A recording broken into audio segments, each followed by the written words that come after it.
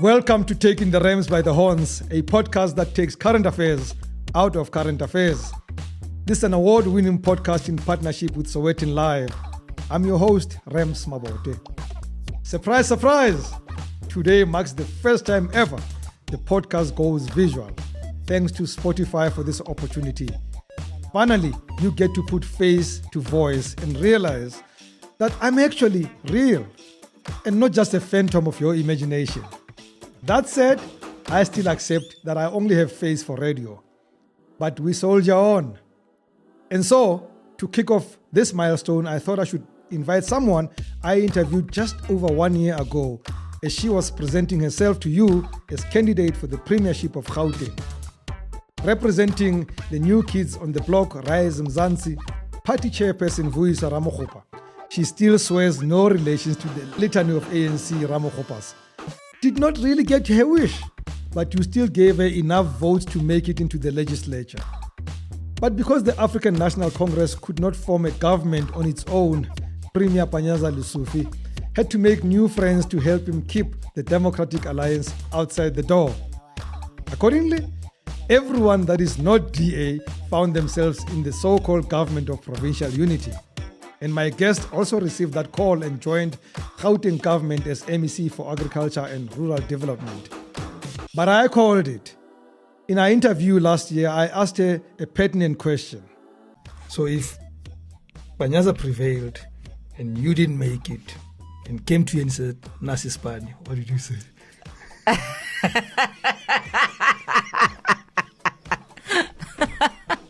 I would say no thank you, because I know that my contract will end just after elections. She laughed me off. And now here we are. She got Ispani, and if what I see is anything to go by, she's actually doing well in her Ispani. Vuyiswa Ramokgopa is in the house to do a review of a year in office when she is not driven in a guarded car brandishing blue lights. So, you're my first, right? I mean, first people get to see that I exist, then I bring you here, because they always said I'm a phantom of their imagination. You're just the voice behind some the mic. voice, maybe this AI kind of stuff. I'm real. Thank you for coming. Thank you for having me. You haven't gained weight. You know, politicians, I expected you to be like slightly bigger because now you guys eat our money. So, you know what? Remember I said to you, we want to be a new crop of politicians. So, funny you should say crop. True. No, but it's been busy. It's actually been busy. There's no I time have been to seeing be you on social media. It's busy. You all over. You know, you cutting trees like literally planting them. Actually, no, not literally cutting planting them. trees, traversing the province. You know, from east to west, trying to make agriculture fashionable, trying to get people to really be inspired and excited about agriculture in our province. I still can't relate to Gauteng and agriculture. You know, when I think Gauteng, I think finance industry, I think crime, I think other things, but not agriculture. What are we talking about in rural development? What is rural here, except for Randfontein? You know what? Gauteng is very deceptive. There is, of course, a small central node that is highly industrialized and developed. But we also still have, townships. We've got peri-urban parts of Gauteng that are actually largely rural. There I'm talking about places like your Bronkhorstspruit, Winterfell side, that's the Tshwane side. Yeah. But also in the West Rand side of life. So you have the outskirts rural, of Gauteng, which are big farming areas. Even in the city of Joburg, places like Aikenhof is a farming area. Yeah. And if you ate an egg this morning, there's a 1 in 4 possibility that egg came from Gauteng, because 25% of our eggs in our country come from here. Province. Yeah. Why? Yeah. What is so attractive about that? Well, you know what? It's a good poultry farming area. We're quite close to the grain producing area, which is great for feed and such. So I think it just lends itself to poultry farming. And we've built up quite a solid industry of poultry farmers. But it's also not just about farming, right? There's also agro-processing. Gauteng is the most populous province. So we've got the most mouths to feed. Yeah. So the market is here. if we're being honest. So whoever produces has a market. Yeah, you have a market. All you need to do is get to it.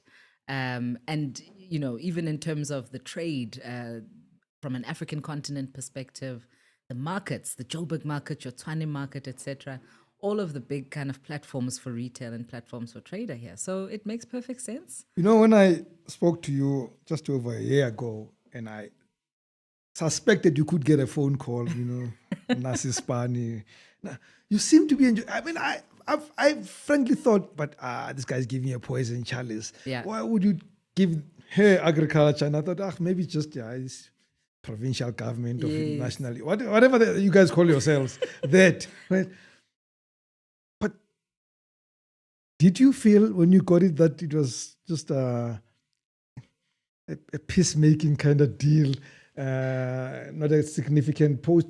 We know finance is significant. We know public safety, education. Those where he comes from, and then he gives you.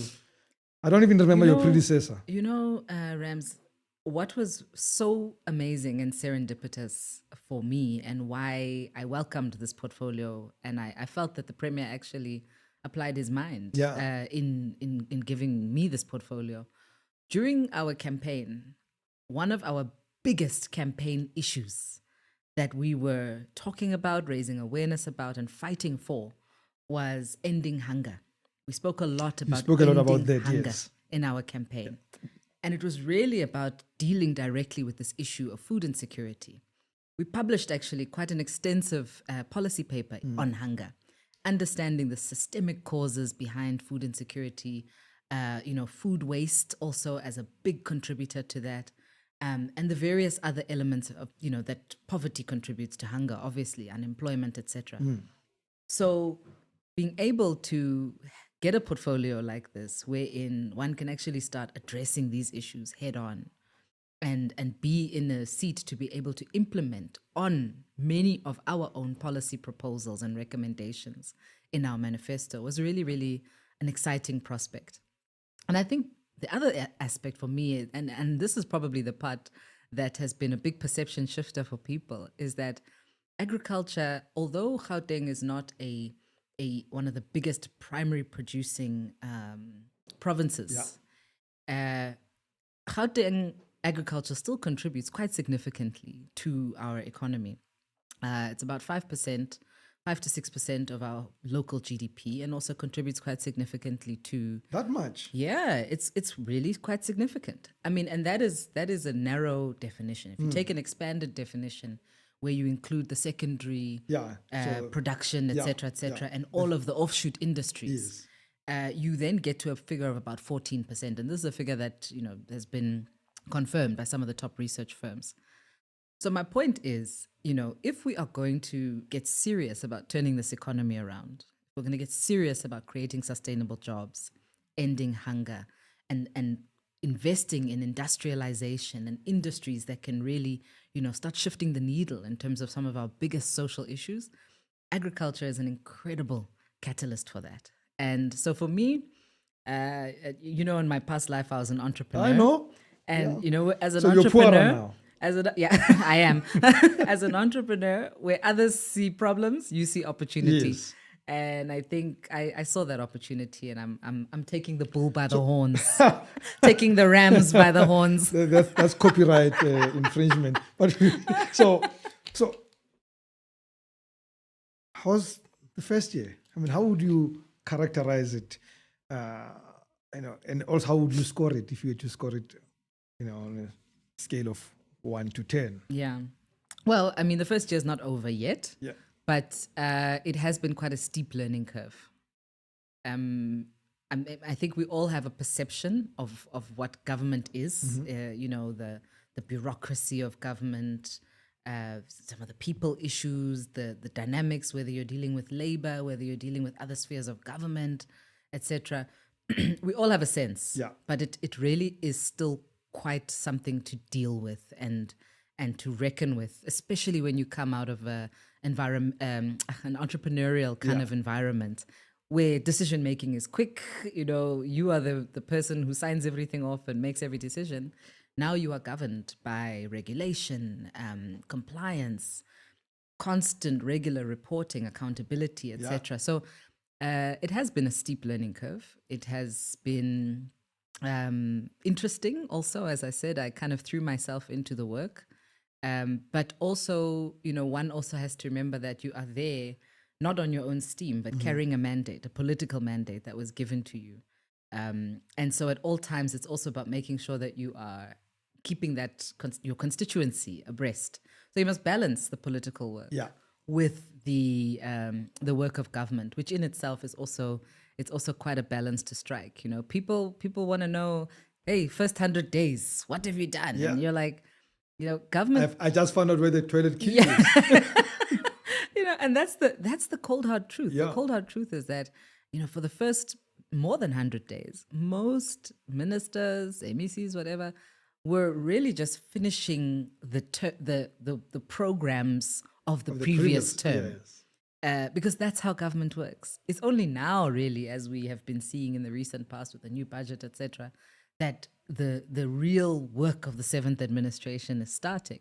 So it has been a lot of that, but it has given us time to meet with a lot of different people. I have, as I said, crisscrossed this province. I've met probably every single relevant stakeholder in the industry, and just really tried to understand where and how we can deliver more impactfully as a department. And as I said, the party as well is doing well. We are working and growing and building. So it's been.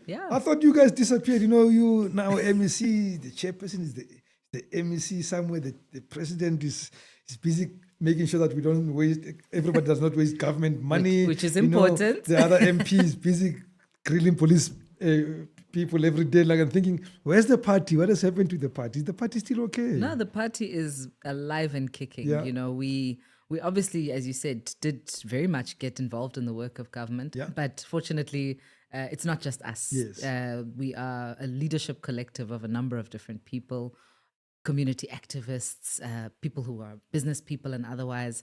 And on the ground, we've continued with that work. Work shouldn't just happen during campaigns. Yes. Well, speaking of which, when you campaigned, you campaigned to be premier of the province. Well, we all knew you're not going to make it. How did you know? Something told me.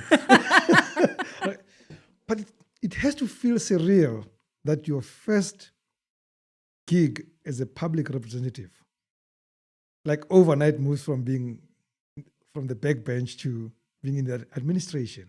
Yeah. You get home and say, "Is what me?" Like suddenly there's a guy who walks with me. Like, you know what? I think it's all just happened very fast.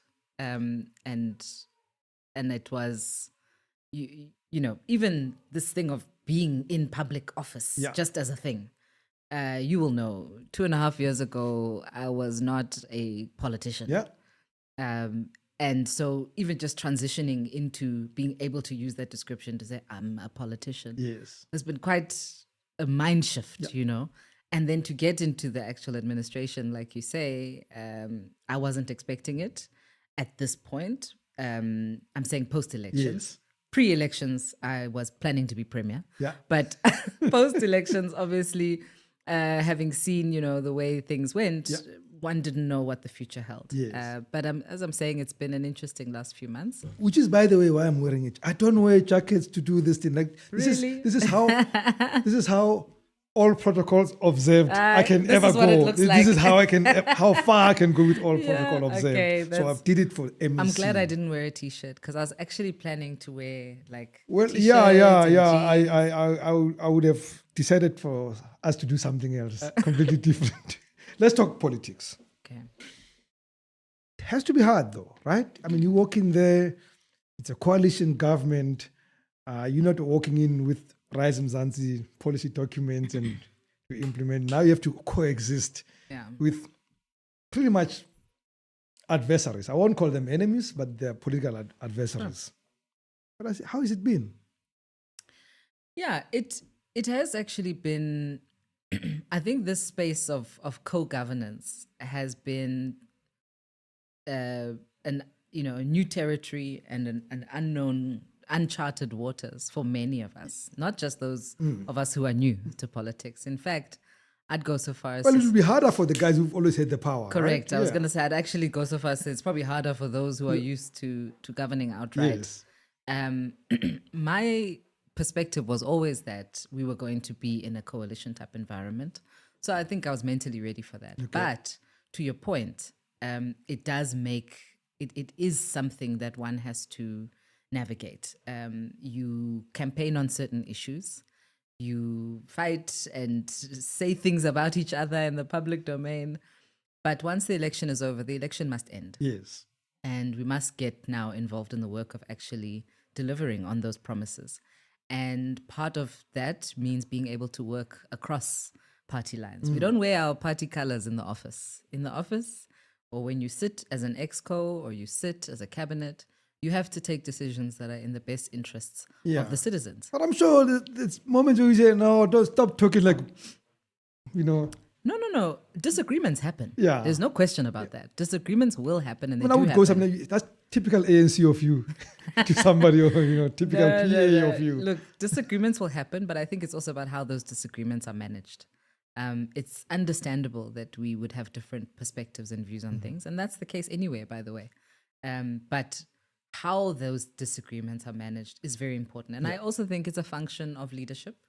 I believe. And I'll really commend the Premier for how he's managed this new dynamic. I think that one has choices. You can choose to take a hard line and hoard and whatever, or you can choose to be accommodating of the new scenario. And I think that has been the case. But further to that, like I'm saying, when it's now time to govern, you need to get into the work of the day. You can't be stuck in campaign mode perpetually. We'll get there again, by the way. Yeah. The time will come again. It's going to come next where year. we will have to fight each wait other. Too long for it. But, it's happening soon. But I also think, people elect you so that you can get on with the work. And that is what I personally have tried to keep front of mind, to say, we fought, we asked to be here, we're now here. Now what we have to do is show people what we can do with that vote, so that hopefully they can entrust us with more next time. South Africa is facing a very serious challenge of unemployment. Yeah. So what I'm about to ask, could have implications on employability, especially yours. But I'm just going to ask, what did you find not working when you walked in and almost got you tearing off your hair? Well, there's a lot of things. And by the way, I mean, this is not, I make no secrets about this. Okay. There is a lot that is dysfunctional in government. There's a lot that's wrong. And the proof is in the pudding. If you drive around our cities, our municipalities, there's a lot of chaos. One of the things that I've had to contend with, like I said, is just the pace at which things happen. We have serious challenges as a country, but you wouldn't say that if you observe the pace at which things actually happen. One of the biggest issues, again, that I've really been quite vocal about is also the wastage that and I'm talking about, I think there's corruption on the one hand, which is known to all of us, but I'm saying the day-to-day wastage that comes from just inefficiency, but also from what I'll call middleman culture. Fruitless expenditure. Yes, there's the fruitless, but I'm saying the day-to-day. So in government, if you want to buy this bottle of water, you and I, we can walk into Pick n Pay, we can buy this bottle of water. It probably cost you about 10 Rand, 12 Rand. Fine. You've got your bottle of water. In government, you must put out an RFP. Then when the RFP comes, somebody must quote you for water. Yeah, and they must have metric. Well, we don't even know what the qualifications I've seen those things, like they want people to have metric to sell water. They themselves are going to go to Pick n Pay and buy the 10 Rand water, 12 Rand water, and charge you, Mr. Government, or me, Miss Government, 25 Rand for that same bottle of water. And I think it would be really interesting and important for us at some point to do an exercise to say how much is actually being lost just through that that exchange, that middleman exchange. And I understand you've got to have a transparent procurement process. But at the point when the procurement process is the very thing that is costing government and making us unable to deliver and making our delivery inefficient, it's something that we have something to right, really wrongly. we have to be really critical about it. Yeah. So that for me is major. And I see that a big time in my own space. In my space, people apply for support, for example, from the Department of Agriculture. We want to give support as much as possible, of course, but then you have to go through this massive machinery of procurement and this and that and RFPs and tenders and whatever.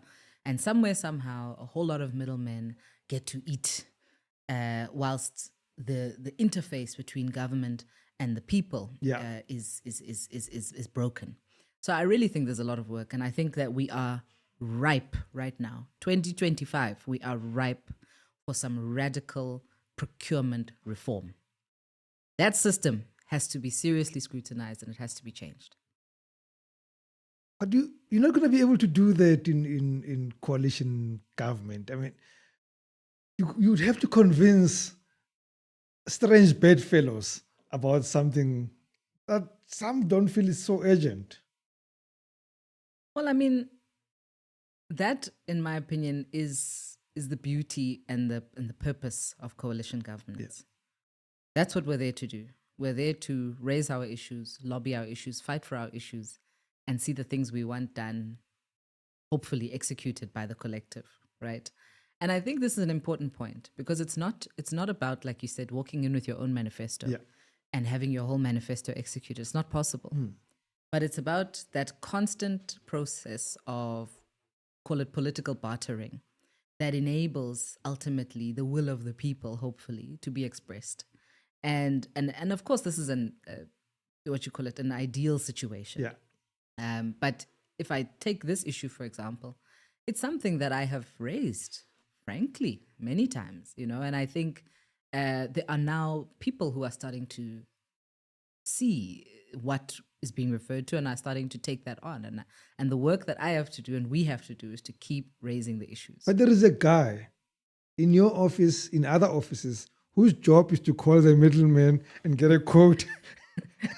Call the middleman. Abo Mr. 10%. Yeah, like that's their job. What are you going to do? No, but it's an honest guy. He's not even taking 10%. No, of course. His job is to call and get the quotes and then process them through some other long process, and then they come back and then he says, okay, now you can bring me the water for 25 rand, and then they deliver. If you cut this bureaucracy, you also probably are threatening this fellow's job. Well, yes and no. And as I'm saying, it's not about trying to render people redundant. Yes. But it's really about, most of whom should be, but don't quote me. It's about government needs to be a lot more efficient. And efficient does not mean doing less. Yeah. So this is not about austerity measures. Efficiency is about saying, for every rand that we spend, we must get 1 rand of value. For every 100 rand that we spend, we must get 100 rand of value. Currently, for every 100 rand we spend, we, the citizens, are getting 10 rand of value. I think I must sell water to government. This sounds lucrative. And that is not, it's not sustainable. It's not sustainable. So you see, for example, whether it's at a municipality level, etc. I mean, I saw recently, reading the report for City of Joburg, seeing the City of Joburg alone, City of Joburg, one municipality, had 2 billion rand of fruitless and wasteful expenditure. 2 billion. Wow. Rams, you and I will never lay eyes on 2 billion. Never. In our lives. Never. So 2 billion rand went, we don't know. Now that is the fruitless and wasteful. Okay? Then you've got the middleman and all of these other things. 10%. So one thing I can say for certain, and I've said it repeatedly, South Africa is not a poor country. We are not a poor country. At the point when you can afford to just disappear 2 billion rand, you are not a poor country. What we need to do is create and build better systems to ensure that we actually get bang for our buck and that we actually get what we pay for. So whether it's around procurement reform, which must happen, but also around consequence management. These people that are charging 25 rand for a 10 rand bottle of water, at some point they also need to be hauled over the coals. but that probably, aren't we late? I feel like that's an industry already. You know, like It probably is. it's an industry Yeah, that it is. to change it will take a lot And more. you know what the sad part is? The saddest part about it is that for those of us who dream of seeing South Africa becoming this industrial powerhouse that it has the capacity to be, the sad part is that, like you say, this is an industry now. It's so much easier to just make 10 Rand off a bottle of water than actually start a factory, register a company, start a factory, produce this bottle of water, label it with your own label, and sell it, right? So the unintended effect, whilst you're trying to perhaps support small businesses, is that you're actually stifling real economic growth and transformation. We don't have today, as we speak, whatever it may be, and I could point at any industry. Yeah. I could point at any industry. If I said today I want a bottle manufacturing company, a black-owned blog, I don't know much about this industry, but I'm just saying, you probably could have had far more if it wasn't just more lucrative to not manufacture. Exactly. So there's this disincentive now that exists where people are disincentivized actually from applying their minds to innovation, to R&D, to manufacturing. Why do that when you can just You can make get more it so easy from just putting a markup Yes. and carrying on with your life? And I think it's a critical conversation. I mean, I still have this mental block about agriculture in Gauteng, but you know, you're getting me there slowly. Because I still think agriculture, I think fell skune, and I think, you know, those shorts even in the winter and green and khaki. Do you wear shorts? I do when I play golf. Okay, all right. And casual, I do wear shorts. Okay, Like, I think I got beautiful legs. Oh, and Yeah, let's not digress. So, so is the agricultural industry, at least in the province that you play in, does it have that look and feel? Is it still that Afrikaans belly fellow guy in a truck, you know, a buggy? Yeah, it's a buggy. It's called a buggy. Yeah. Look, in short, yes. If you look at the numbers alone, yes. 90% of the agricultural value and the economy of agriculture is still very much in the hands of, you know, big commercial, largely white farmers who probably look how you are describing. Yeah. So my question therefore is, in the last 11, I'm coming. So what I want to say is that, but however, there definitely is a turning tide.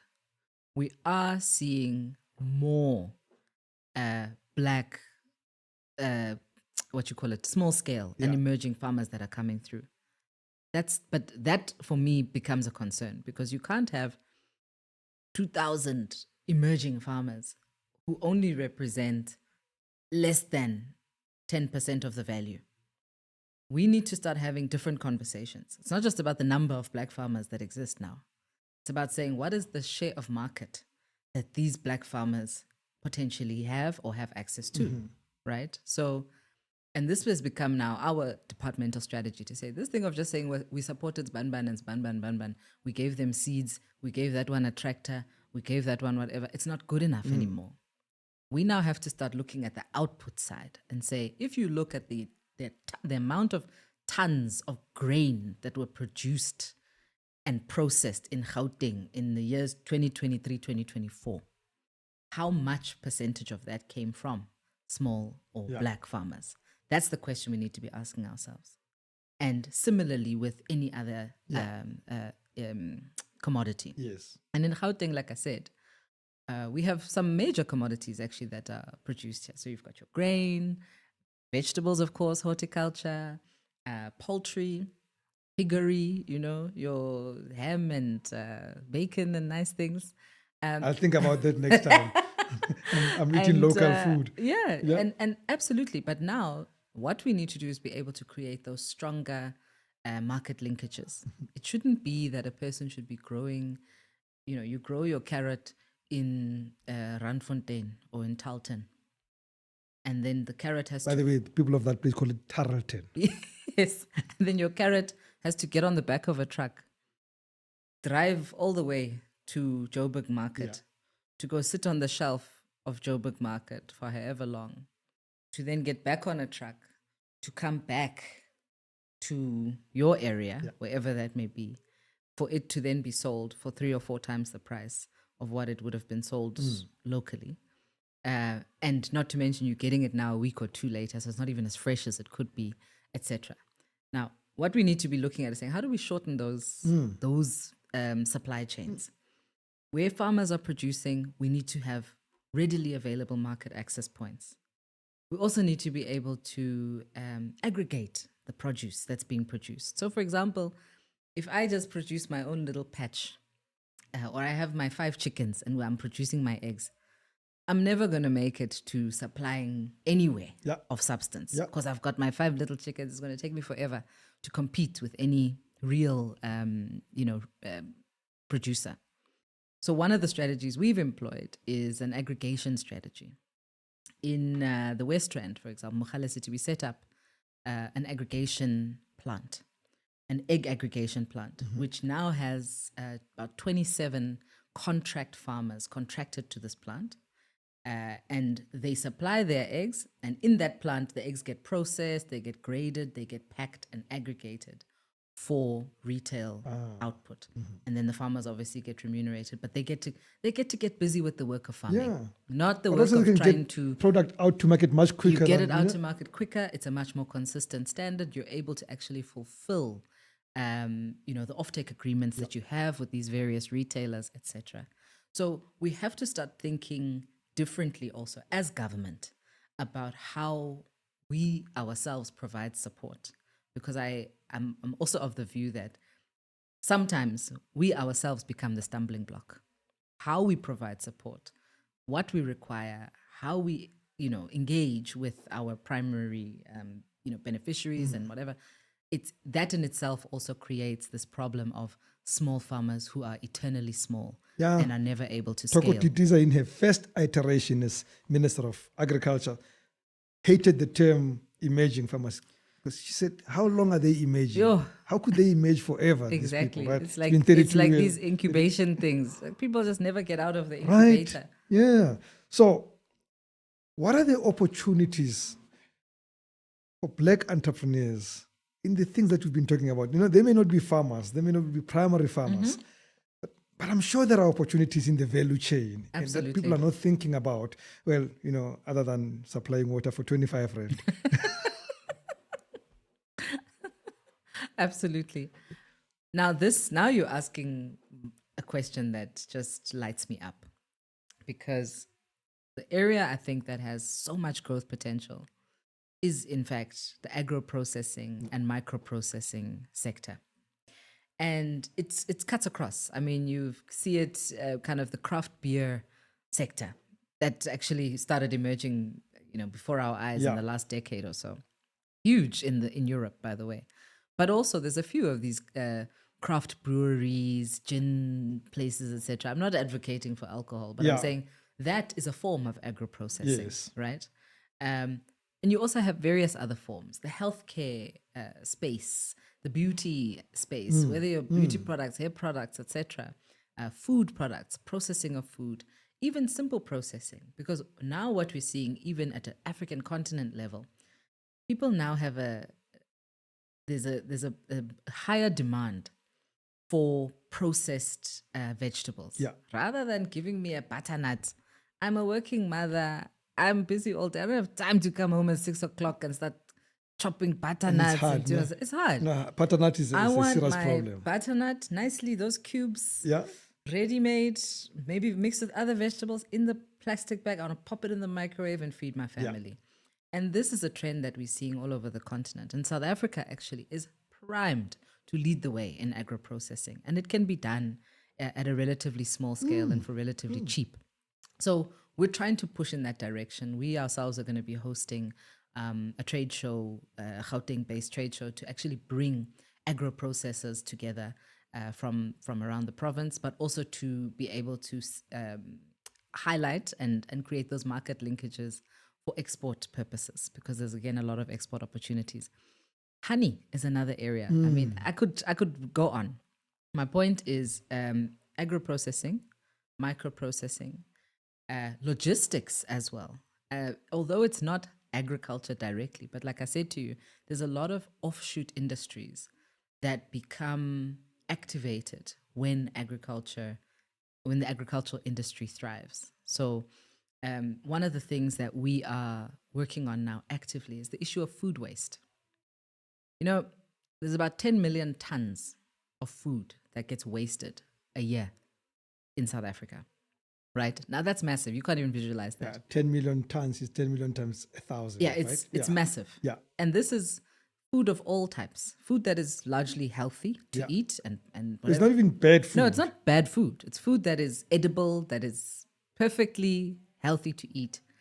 But what happens, for example, is that, farmers will deliver an order to one of the big retailers.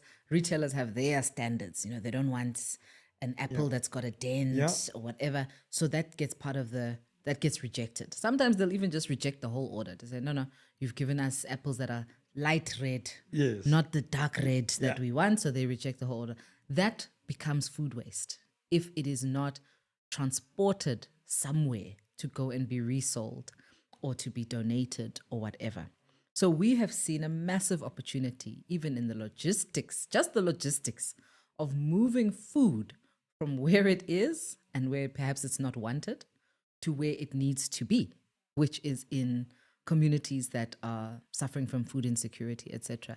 It's huge. I'm bothered by this example that you just made. And I mean, I don't have all the time, but so the product would go back to the farmer, I presume. Yes. Now, and they would then be stuck with what else?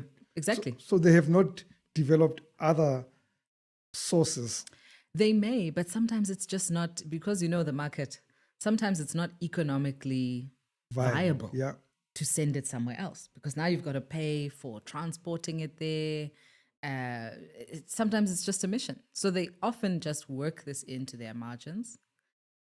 Where possible and where those agreements exist, there are charities and stuff that know to come and collect this food. But generally it would go into some... But generally this food ends up in landfills, literally going to waste or being repurposed as fertilizer and whatever for mambur. Yeah. Yeah. So my point is that in itself is a huge opportunity. And that, I mean, we've already started a process now of engaging with the commercial farming sector, the retail sector as well, hospitality sector as well. These are massive food producers who themselves are sitting with this challenge because they're saying we don't want to waste food, but between the stringent health and safety standards that they have to adhere to, when you look at brands that are producing dry goods, what we know as a best before date is not necessarily the date when the thing goes rotten, right? But you can't sell something after that. And there are stringent requirements that have to be adhered to, understandably rightfully so. It doesn't mean that food is not edible.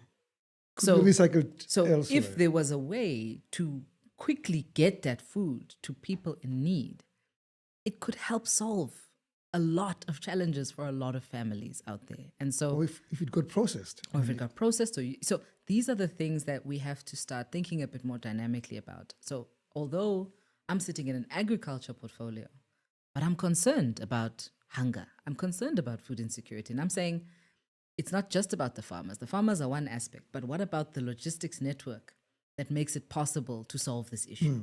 And maybe therein there are some opportunities. So like I'm saying, as an entrepreneur, if those who are real entrepreneurs out there, they see these things and they'll be able to see these things and create opportunities out of them. There is enough dysfunction in our country for real bona fide entrepreneurs and business people to never have to go hungry. There is enough to do. 2 last questions. Yeah. At the end of your term, if they don't recycle you, it happens, at the end of your term, what is the one thing that you would love to have achieved? What is the one thing that you want people to point at and say, that was MEC Vuyiswa Ramokgopa's signature? Yeah, I've thought about this question. Unfortunately, I haven't been able to settle on one. Okay. But there are really, I'd say, probably three things Yeah. that are very important for me. Number one, like I said, I want to be able to actively to actively shift the needle as far as transformation in the agricultural sector. But really, like I said, we want to see a bigger share of market going to small scale farmers. So I don't want to be here 5 years from now still talking about less than 10% of farmers are black. I don't want to do that. Yeah. I want to at least be able to say when we started, it was less than 10%. Now that we are done, we are sitting at least at 20% or whatever that number may be. So I think real meaningful progress in terms of commercialization of small scale farmers is a key aspect for me. Number two is around hunger, like I've been saying. We have currently put actually a plan in action that is multi-sectoral actually and deals with a number of different stakeholders. And we have an ambitious plan to reduce hunger in Gauteng by 10% within the next 5 years. And 10% is of the number of those who are recorded. So currently we're looking at about 2 million people in Gauteng that are recorded as food insecure. So we're looking at about 10% of that. And what that means is we've got to get really microscopic to say where are the core of the issue, how do we address the issue, and how do we work with other organizations and the private sector to also help us resolve that. So that's another issue. And the last one, and I don't think I would be a politician worth my salt if I didn't say this, but it's a fact. Yeah. Unemployment is a really big burning issue. And in my opinion, it needs to be top of mind actually for everyone. But I want us to be able to actively point and say, in our term, we were able to create, meaningful work opportunities, meaningful jobs. To me at least, that if you did the other two, it would also lead to creating employment. You are with me. But it's important that we differentiate up. We want sustainable jobs. Yeah. We want jobs that are anchored in real economic activity and economic growth. It's very easy to wave a magic wand and say, I'm going to allocate jobs. Yeah. But we don't want that, because that creates other social issues over time, right? And budget issues. And hopefully jobs, not job opportunities. Correct. We still have to find out what that is. But for me, that is the single biggest priority of this term, and us to be able to walk away and say, we actually created, whatever the number is again, we will reveal that soon. But whatever the number is, we need to be able to point and say, those are the jobs we created. And our industry was actually growing and able to deliver that and sustain that over time. And then just the last thing. Okay. Just the last thing. Well, this is like you're a politician. Like, sorry. Final for the next 30 minutes. Gauteng does not currently have an agricultural college that is a publicly owned, publicly available agricultural college. So the young people of Gauteng are really deprived as far as good quality agricultural studies go. There is actually a very good private college in Ekurhuleni. Yeah. And we're working with it. But it's private and you have to pay for it. So for me, that's the cherry on top. We are really looking to try and establish an agricultural college, but also to get agricultural... Would that be your competence or the it's not. MEC for education? Well, we work closely with the Department of Higher Education. Of Higher Education. Yeah. And that, but I think that, the idea is obviously to work closely with them. Yeah. But it's something that we want to advocate and champion and support as best as we can. And part of that is also not just tertiary, but also looking at what is the quality of agricultural studies that's offered in general at a secondary school level, at a primary school level. And we've been spending quite a bit of time in schools the last few months, just talking to kids, raising awareness, planting gardens, etc. I've seen you do that. As part of really thinking about what that cohort of future leaders needs to look like in the province. And I'm hoping that we can really have some meaningful impact on that. Finally, that's from me now. Do you believe in a super being, in a God? I do. I believe in God, yeah. So sometime last year, the premier goes overseas and he appoints you as acting premier. A God-given opportunity to reshuffle cabinet, fire him while he's still away, do things the way, and you do nothing about it. What was wrong with you? You know what? They say if you are faithful with a little, you will be entrusted with a lot more. And I believe that. That little that I was given, that was an opportunity to demonstrate that when I'm given more, when the citizens of Gauteng give me more one day, I can also be trusted. You know the parable of the guy who returned the gifts that God gave them as they were. Yeah. Yes. No, well, but you know what? You're given a chance. You wasted that No, chance. but I think you must also not be unreasonable, because next time no one's going to give you another chance. And I think for me, it was a wonderful opportunity. I hope that one day I'll have a similar chance again. Let me see Vuyiswa Ramokgopa. Thank you for being my first on this format of the show. Thank you. It's been wonderful. What a pleasure. Thank you so much. Congratulations, by the way, on the new format and on the new show. All the best. Well, hopefully they like it more than they like the other one. It just won 2 awards. Let's hope this one will win more. Thank you for watching this episode of the award-winning Taking the Rams by the Horns, recorded at the Vodcast TV studio. Download the My Sowetan app and watch more of my podcasts. We are also on Spotify, and you can follow us on X at Rams by the Horns and at Sowetan Live. Please send your comments to me via email on rams@ramsmabote.com. Let me know what you think of the podcast. Or better still, let me be your MC, keynote speaker, or moderator at your next event. It is the only thing I do better than satire and sarcasm. Remember to buy and read my new book, The Sweetest Taboo, available at your nearest bookstore. From me, Rams Mabote, goodbye and God bless.